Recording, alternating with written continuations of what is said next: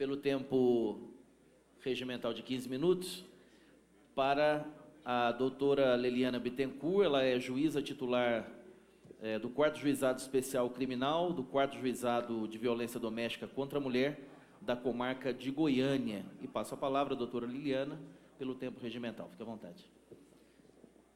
Boa tarde, eu gostaria de saudar a todos da mesa.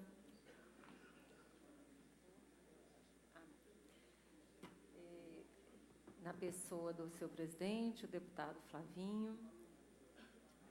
Receba meus cumprimentos. Senhoras e senhores, amigos que estão aí na assistência já nesse horário adiantado, né? Então, espero que, mesmo diante das dificuldades, possamos enfrentar o assunto que eu vou abordar agora, que é bastante técnico e um tanto quanto estreito, diante de tudo que foi abordado já mais cedo.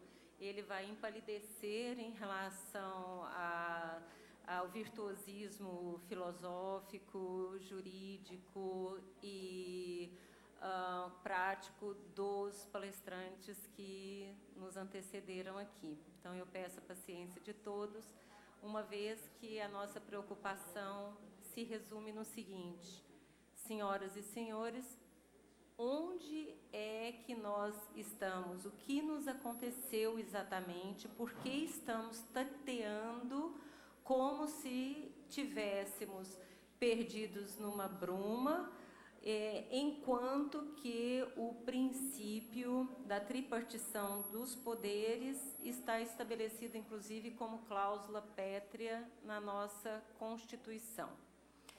Para podermos buscar os nossos caminhos e sabermos como é que nós nos metemos nessa névoa, nessa neblina, eu proponho que nós façamos um estudo que leva em conta uma realidade um pouco distante da nossa, mas pela sua, digamos assim, atualidade, e também porque podemos aprender com aquilo que não é atual, mas que a história nos ensina, nós escolhemos, então, abordar o tema do caso Roe versus Wade, que teve lugar na Suprema Corte norte-americana em 1973. O que isso tem a nos dizer?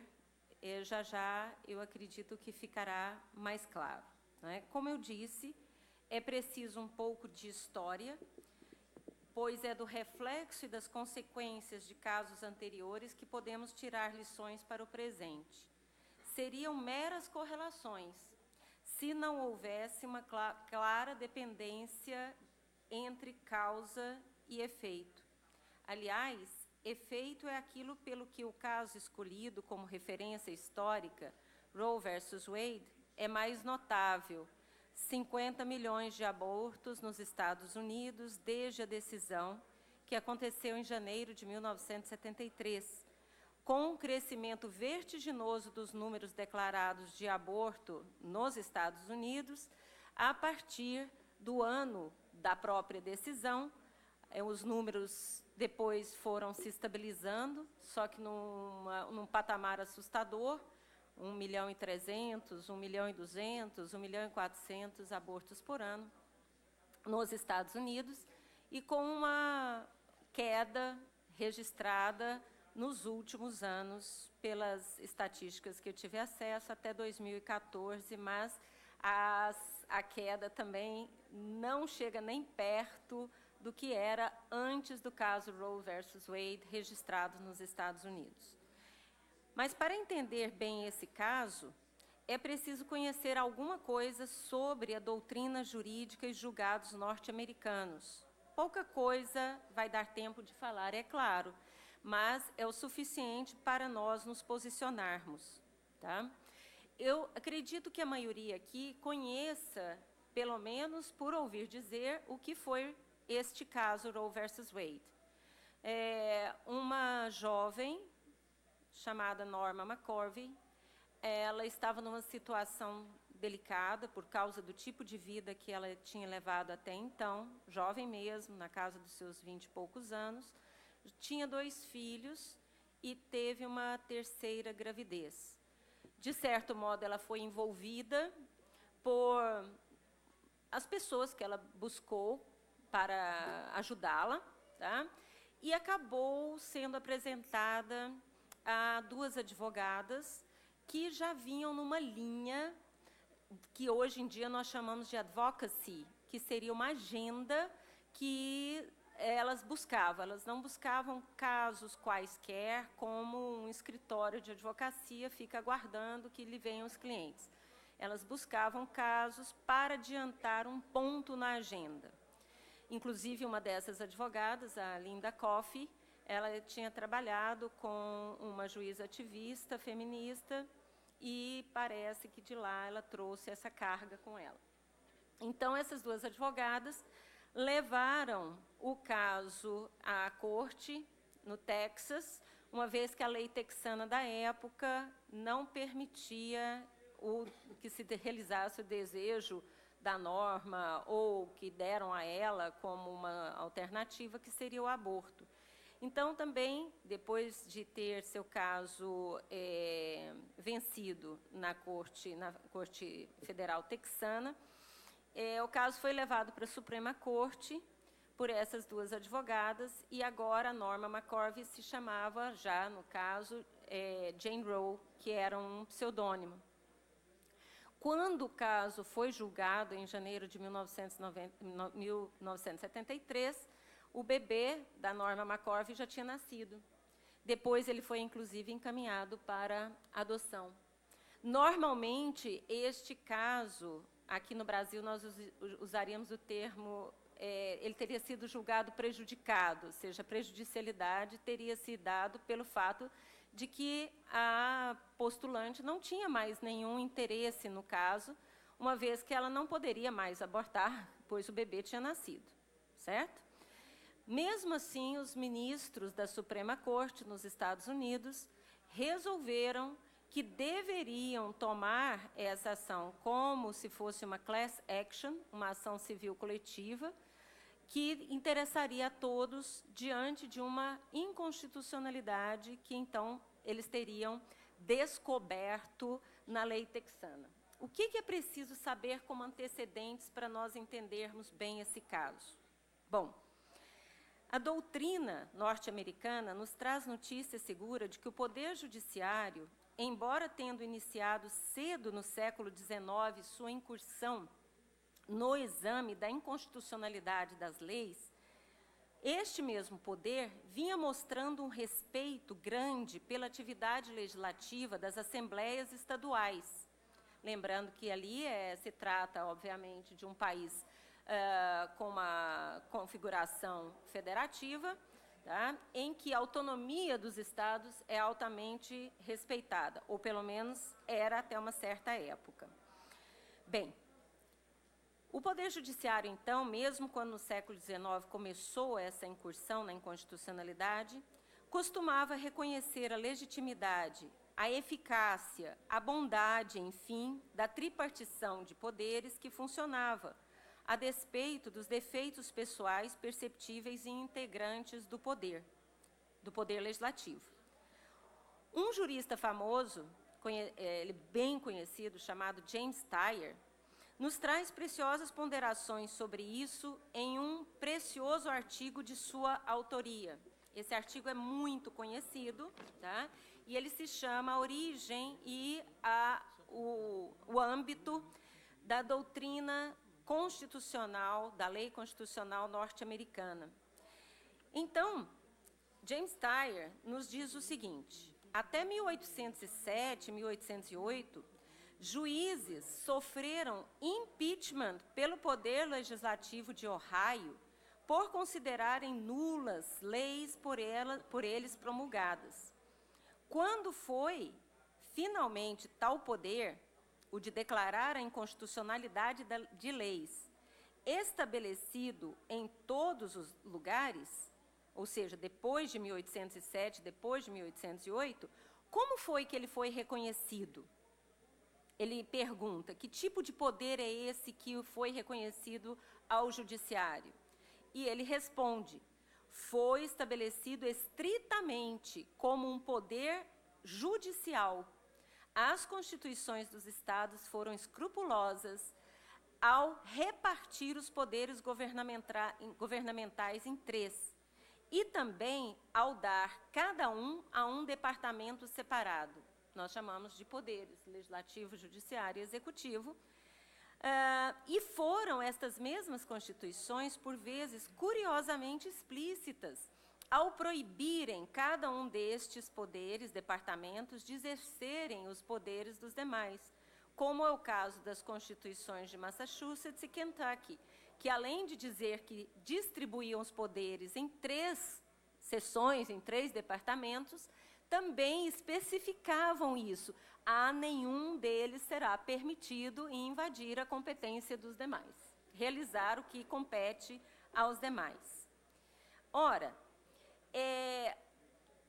a doutrina de James Tyre, ela é uma doutrina bastante interessante, porque ela foi muito aceita, inclusive durante todo o século XIX e todo o século XX, porque representava um verdadeiro equilíbrio e harmonia entre os poderes.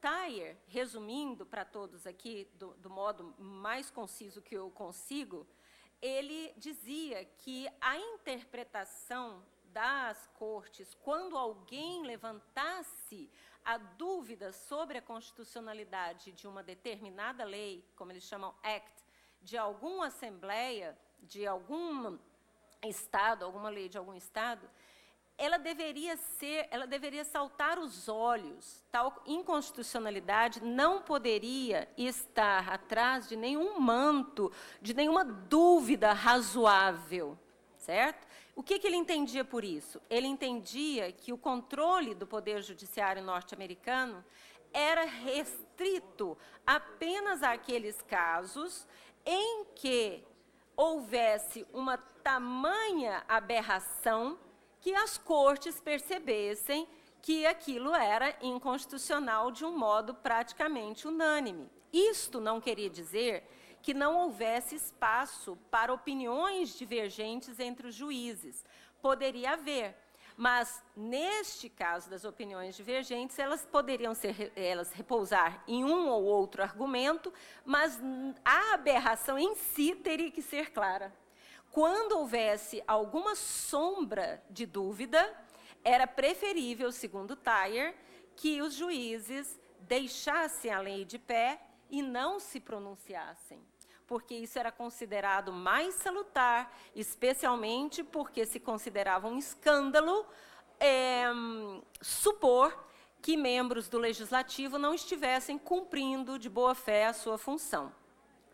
Bem, esta doutrina de Tyre, ela começou a ser combatida durante o século XX por aquilo que se chamou de doutrina constitucional, doutrina de uma lei constitucional, constitucionalismo aqui para nós.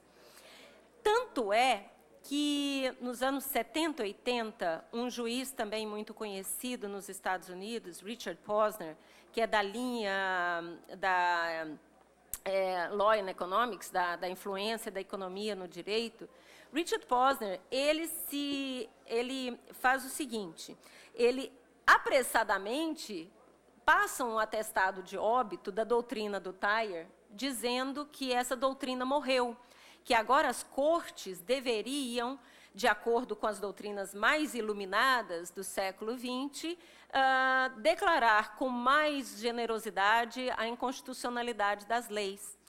Então, Posner diz o seguinte: a doutrina de Tyre está morta. Só que ele escreve um artigo longo e muito elaborado a respeito do caso, dando a ele o nome...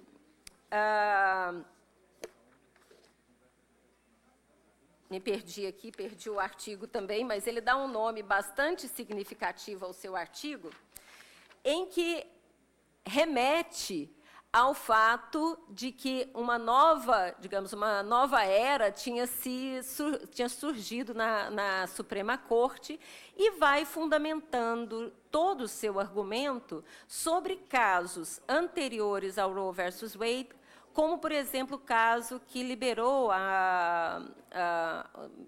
um certo aspecto da anticoncepção nos Estados Unidos, que também foi conhecido, muito famoso, Griswold versus Connecticut, e também Roe versus Wade e vários outros casos.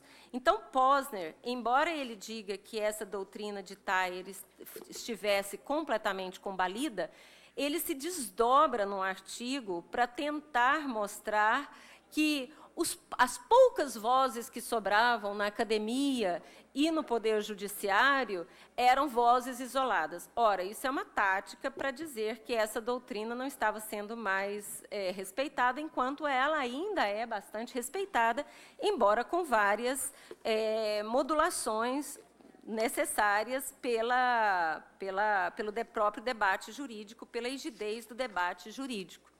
O caso Roe foi, então, antecedido por alguns outros casos que abriram caminho para a Suprema Corte se sentir com musculatura suficiente para fazer um salto, tá? Para fazer um salto. Eu já vou falar desse salto. O fato é que a própria fundamentação da Suprema Corte, no caso Roe versus Wade, ela é muito fragmentada e vários autores dizem que ela, inclusive, é contraditória. O juiz da Suprema Corte, nós chamaríamos de ministro aqui, Blackmun, que deu o seu voto a favor da inconstitucionalidade das leis texanas que impediam a prática livre do aborto, e que foi um voto que acabou estendendo o aborto de um modo absolutamente ilimitado em todos os Estados Unidos, porque, ao se pronunciar sobre as leis texanas, acabou repercutindo nas leis da maioria dos estados, que também tinha a mesma configuração da lei texana, e acabou liberando o aborto em todo o período da gestação, até logo antes do nascimento, né? Então, o caso Roe não é uma peça primorosa da arte jurídica. Quando é citado várias vezes por juristas aqui no Brasil, como Sua Excelência, o ministro Barroso, faz em seu artigo Here, There and Everywhere, ele tira o nome do artigo de uma música dos Beatles, né, para dizer que aqui, lá e em todo lugar os direitos humanos estão tendo uma acolhida muito grande. Então, o ministro, ele cita o caso Roe versus Wade como paradigma de reconhecimento da dignidade humana.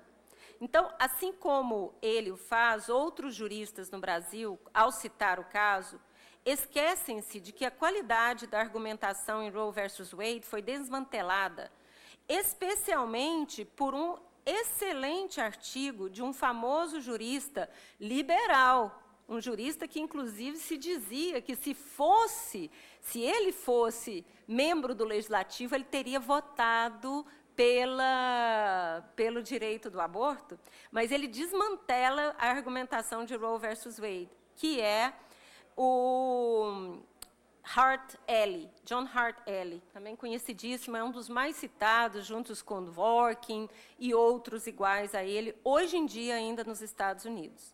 Ele escreve um artigo com um título irônico chamado The Wages of Crying Wolf, ou seja, os ônus de você dar um alarme falso. São expressões muito idiomáticas do inglês, mas quer dizer isso, os ônus ou as consequências de um alarme falso. Que alarme falso é esse? Ele se refere a um direito que a Suprema Corte diz ter encontrado na Constituição norte-americana, que seria o direito à privacidade, examinado exaustivamente nessa pequena joiazinha, que é a obra de uma autora norte-americana, uma jurista, filósofa do direito, Janet E. Smith, em que ela mostra como a Suprema Corte diz ter descoberto esse direito à privacidade nas sombras da Declaração de Direitos norte-americana, no Bill of Rights, tá? Ou seja, usando palavras com um sentido bastante falsificado, como eu acho que disse um dos palestrantes que me antecedeu aqui, né? O Ely, este Hart Ely, em seu artigo, chega a dizer que no mesmo dia do julgamento de Roe versus Wade, a Suprema Corte, na mesma sessão, deu interpretação diversa ao suposto direito à privacidade, quando, no mesmo dia, eu disse, declarou que as pessoas poderiam ser forçadas a prover amostras de voz ou de escrita para exames grafotécnicos diante de um grande júri. 13 dias depois desse julgamento, a Corte norte-americana, a mesma Corte, com a mesma composição, afirmou que não violava a privacidade você fazer uma busca em documentos que a pessoa tinha feito entrega sigilosa deles a seu contador. Tá? Então, deu uma outra interpretação. Da onde que teria vindo esse direito à privacidade?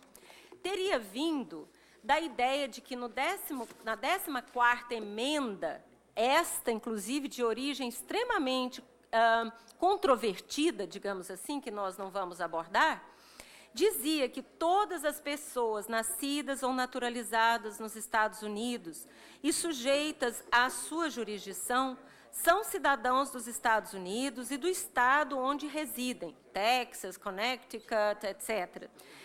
Nenhum estado vai promulgar uma lei que reduza os privilégios ou as imunidades dos cidadãos dos Estados Unidos, nem vai promulgar uma lei que retire da pessoa a vida, a liberdade ou a propriedade sem o devido processo legal. Então, com a ideia de due process of law, de devido processo legal, se construiu a ideia que a privacidade, primeiro, lá no caso do Griswold, que era da anticoncepção, um pedido que a gente não vai entrar em detalhes aqui, senão não dá tempo, a privacidade seria a esfera do quarto do casal, a esfera doméstica, onde o Estado não poderia intervir para dispor se poderia ou não fazer uso de métodos contraceptivos. O juiz Blackmun pega essa ideia desse caso e de outros casos que já vinham sendo estudados e afirma, então, no caso Roe versus Wade, que teria havido, que para citar uma extensão própria ao caso, aquele que impedia o Estado de fazer buscas, prisões ilegais, que se deveria estender a ideia à mulher que, para exercer a sua liberdade, escolhesse não ter o filho que ela já tinha, ou seja, abortar. Tá? Então, o próprio Posner, aquele juiz que eu referi, que dizia que a doutrina de Thayer tinha morrido, indica que um dos fundamentos fortes da ideia de Thayer, de que só quando não houvesse uma dúvida razoável sobre a inconstitucionalidade, ela poderia ser declarada,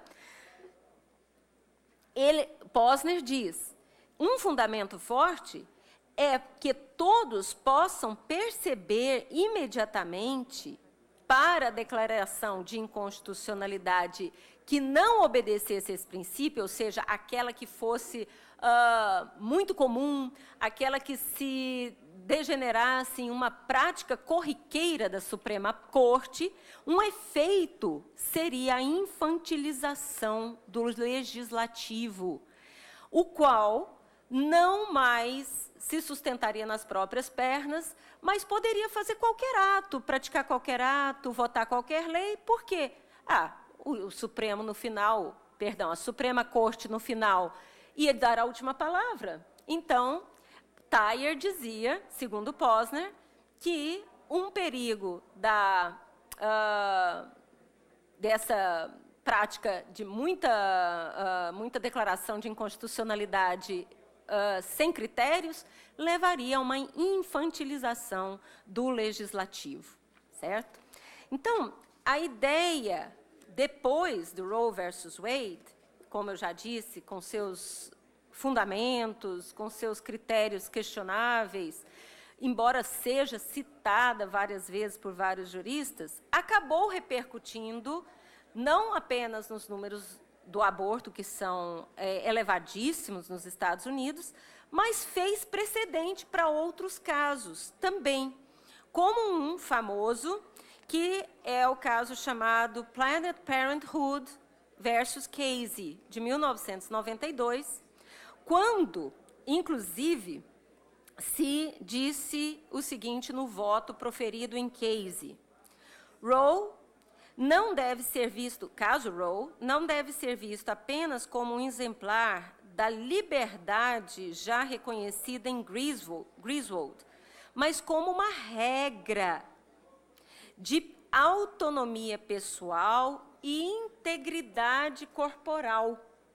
com uma afinidade doutrinária a casos que reconhecem limites ao poder governamental de determinar tratamento médico ou proibir que esse tratamento seja rejeitado. Aqui eles estavam fazendo referência a vacinações compulsórias. Então, eles estavam comparando o poder do Estado de mandar vacinar em caso de epidemia com o caso da privacidade da mulher no caso de aborto.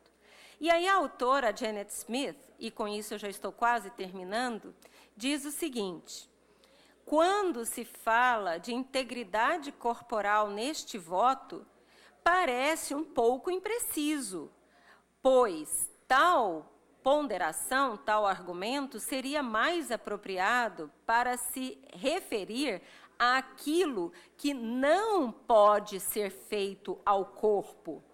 Várias invasões do corpo não são permitidas, enquanto que aqui, no caso Planned Parenthood versus Casey,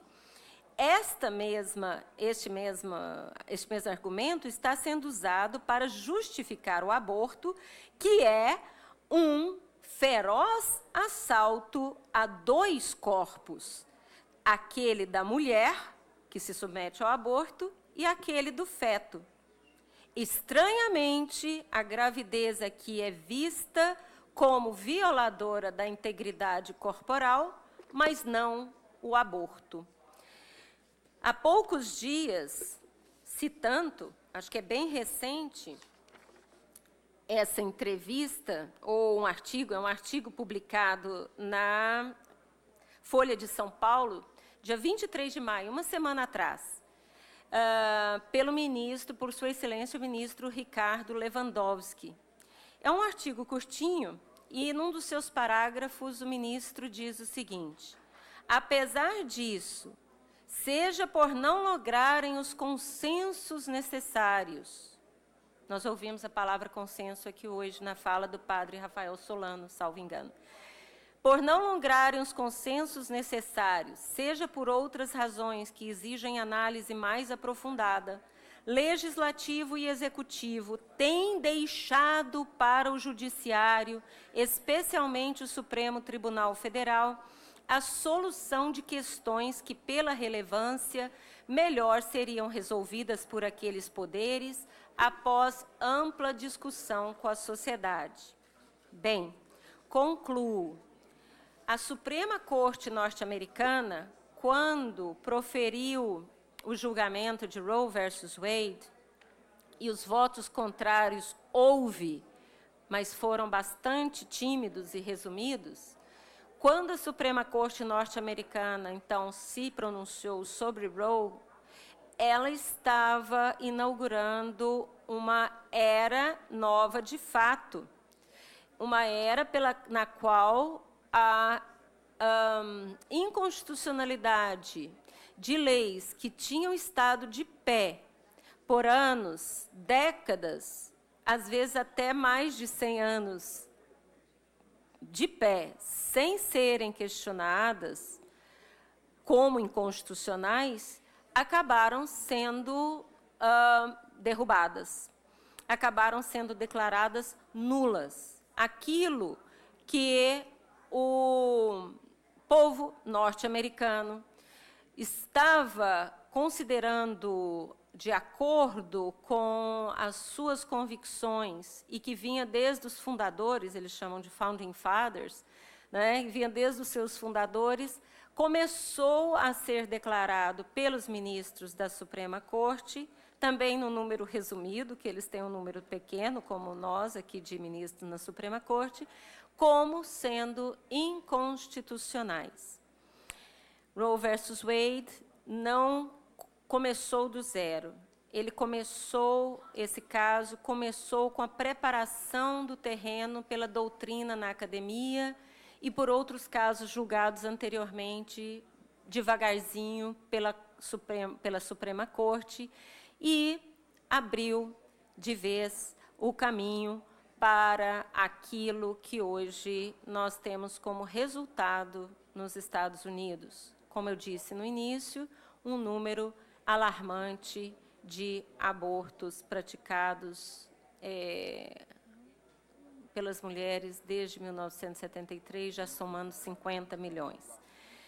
Eu espero ter passado pelo menos algum subsídio, embora a matéria seja, como eu disse, muito restrita e muito técnica, para que todos possamos usar como lição da história. Muito obrigada pela atenção.